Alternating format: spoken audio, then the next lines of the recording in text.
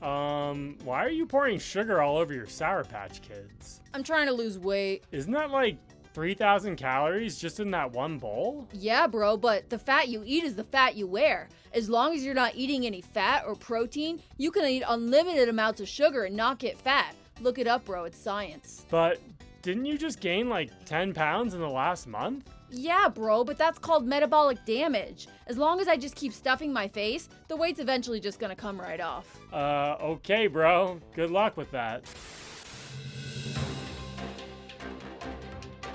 Coming at you live from Skeleton City. Today's video is on can you get fat if you eat no fat? So I was watching a video by a channel called Lean by Nature, and she comments on here a bunch, and she has a good take on the whole, sugar diet, low fat diet message. And I stole her graph. She made a cool chart that sort of gives a visual on whether or not you can get fat, eating excess amounts of sugar, even if you're not eating any fat or protein or whatever. So you guys should go check her channel out. She's also a woman and a mother, so I know a lot of people, they want like a woman's take. That's why everybody was trying to get Mrs. Skeleton. They want to hear, they don't want to hear it from me and like other men. They want to hear it from women. So if any of you guys, want to hear a woman's perspective on this whole thing, go check her channel out. Okay, so here's her graph that she made. At the top, the green line, that's your daily caloric need. That's like your daily maintenance calories that you just need, just to maintain weight day to day. And on the left, we have, this is fruit only. And basically, it's very hard to meet your daily needs to even hit maintenance when you're just eating fruit only. Because fruit is very low in calories, it has a lot of water content, a lot of fiber. In order to get enough calories, if you were to only eat fruit, it's very hard to do. Then on the next, we have fruit plus modest sugar. And that's basically what we do. That's what Mrs. Skeleton does. That's what I did the whole way down losing weight, because I knew,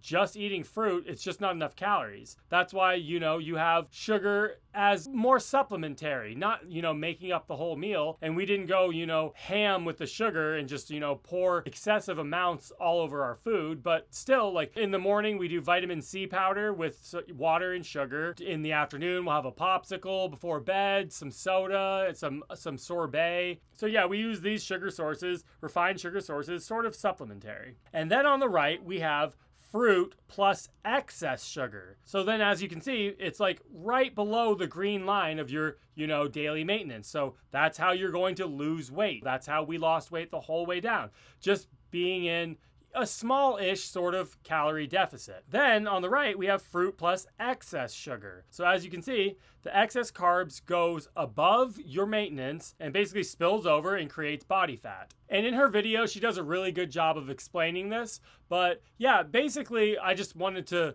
put my 2 cents. So yeah, a lot of people say, you can eat unlimited sugar as long as, you keep the fat low. You can have unlimited amounts of sugar. It's impossible to get fat. And it's like, it's definitely harder. See, the thing is, when you're eating this way, you raise your metabolism. And you raise it by, I don't know the exact number, but I'd say 500 calories. Like 500 calories for most people is what you're raising because you're eating, when you're on a low-fat diet and you're eating a lot of carbohydrates, your body, it burns hotter. Your body temperature goes up. So basically you get an extra 500 calories, but not an extra unlimited calories.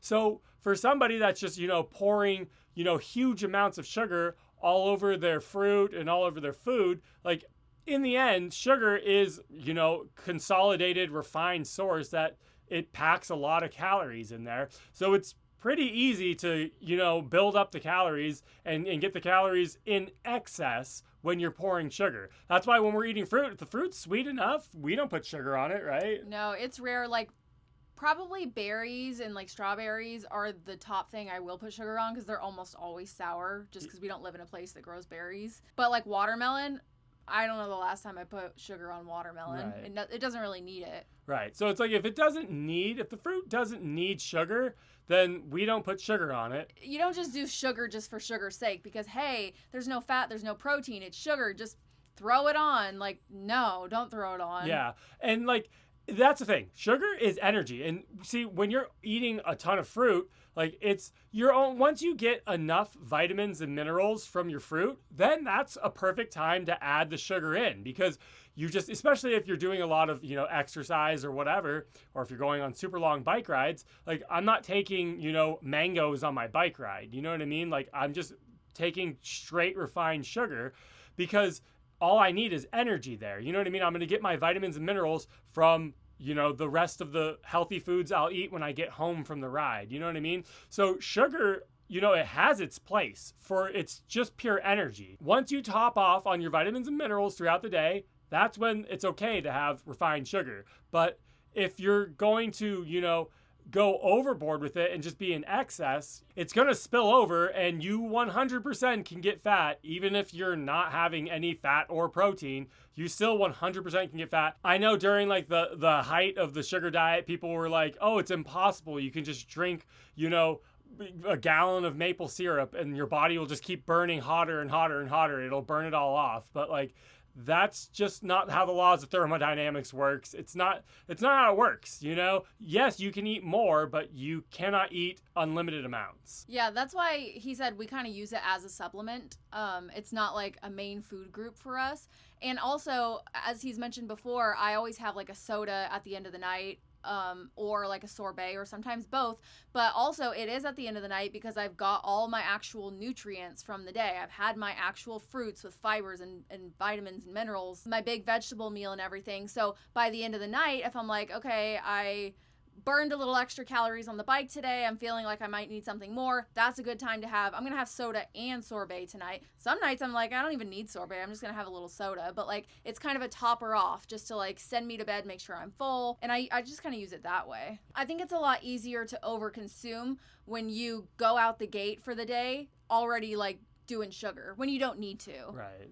When it's like you're just using it just to use it because, hey, I can have sugar, and so I'm going to put some on my fruit. That's going to add up faster than you think, and then you're over-consuming before you know it. You don't need all those calories for the day. And that's why when I first started this channel, I used to say, like, the skeleton compass was, like, your energy plus the scale. Like, if you have good energy and the scale's dropping, then you got, a calibrated skeleton compass. And that still stands true. And that's why that will basically tell you if you're having great energy every day, but the scale's just stalled, that's when you look like maybe I'm putting too much refined sugar on my food. You know what I mean? And that's when you can scale it back. And if you're having, like a cup of sugar a day, maybe do half a cup or whatever. You know what I mean? Like tone it back and see if that scale starts trending downward, and then you'll have, figured out what the issue was.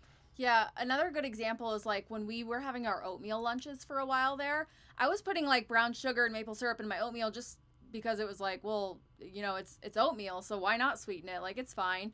But then, and he wasn't doing that, and he was losing weight faster, and my weight kind of, at that point in my weight loss journey, it was kind of like it stalled for like a couple weeks, and he was like, well, why don't you try not putting all that brown sugar in oatmeal? Right. And I just thought, because like, oh, it tasted good and it's oatmeal. Like, you're supposed to put brown sugar in oatmeal. And it's low fat. And it's low fat. Like, what's the problem? But actually it was adding up. And then when I took away the brown sugar and the maple syrup, I don't know, we don't track the calories, so I don't know how much less calories I was eating by not eating that, but it kind of got me out of the funk of like that stall. So even just that little change was enough to make a difference. My energy was great, it was good, but the scale was kind of stalled. So that's where you have to use that compass and figure out, like, is this working for me, or should I take it back a little bit? And did your energy, like, when you took the brown sugar out, did you just have terrible energy, or how'd you feel? No, if anything, like the first day it was like, well, this doesn't taste as good right, yeah. anymore, like, ugh. But then, like, I got used to it, and I was like, yeah, I guess I didn't really need that, right. Yeah, it's a lot of times it's a taste thing, and like obviously everything's gonna taste better. If you're having oatmeal, it's gonna taste way better. Like, I mean, I guess it gets to a point where like it'd be too sweet, but more sugar is always gonna be better. But like again, if we're trying to, maybe for maintenance, if you're trying to maintain your weight, that's one story. But if we're trying to lose weight here, you know what I mean? And most people don't want to lose weight as slow as possible. You know what I mean? You need to make sure to check in with yourself. Right. Like, do checks every once in a while. Like, you might get comfortable and think, like, yeah, I'm having oatmeal, it's fine. Like, oh, it's just a little, like, yeah, the scale hasn't moved, but whatever. Like, maybe you don't think about it. But, like, you need to kind of check in every once in a while and be like, is this still working for me? Or am I just doing it out of habit? Yeah. And also, as, you know, sort of off topic, but as you're losing weight, your basal metabolic rate, you start needing less and less calories. So, like, I remember when we first started losing weight, we would have popcorn every single day. I'd have this huge bowl of popcorn. And then as I kept losing weight each month, I would just have less appetite. And the popcorn bowl went from a full bowl to 3/4 to just half. Well, you were making 2 batches, like Right. 1 batch just for you. Right. And then you'd eat like half of mine. So like you were eating a lot more, and then it was like we could probably just make 1 batch for both of us. Right. Split. Yeah. And you don't really feel it just because, you know, you're just used to It's eating. just out of habit. You just keep doing the same thing. Right. And you forget to check in and be like, why am I doing this? Do I still need this much? Exactly. So the same thing sort of applies to adding sugar and crazy amounts of sugar to everything. Like, what once did work, if you're losing weight, you know, might not work 10 pounds from now or 5 pounds from now or whatever. So it's good to just always check in. Like, maybe your body gets used to things. I don't know how it works. That's what they say. Like, don't do something for too long, which is also why we don't recommend staying on tier 1 for more than like a few weeks at a time. Yeah. Like, you got to give your body a break and remember to kind of reset things, because it's going to get used to that amount of popcorn or that amount of brown sugar, or just, you know, having no fat or no protein. You know what I mean? That's why, you know, throw in some tier 3, throw in a little extra fat here and there just to, you know, keep your body guessing, I guess. Your body's smart, and it knows, like, okay, it wants to be efficient, and it doesn't want to lose weight. It doesn't want to burn calories. It's not like fun for your body. It wants to maintain where it's at. So it will adjust for any situation. It's so adaptable that it'll take whatever you give it and get used to it. Yeah. Anyways, we just want to do a short video on this today because I think it's a good topic. I think in the end, everybody just wants to have unlimited calories, and that's why, like, I think the sugar diet really blew up, because, like, a lot of people thought, like, they could eat more than they were used to eating before. Right. And so it was like, wow, this is cool. I never used to be able to eat this much eating the keto diet or whatever they came from. Yeah. And you do, and in the end, you do get to eat more, just, you know, like I said, maybe 500 calories more or whatever. I don't know what the number is, but not unlimited. So this was just our experience on it. I think Lean by Nature, who made this graph, did a good job of explaining more of like the science behind it. Yeah. So like I said, go check her video out. This is just our ramblings on it. So yeah, thanks for watching, and until next time, my friends, stay bony.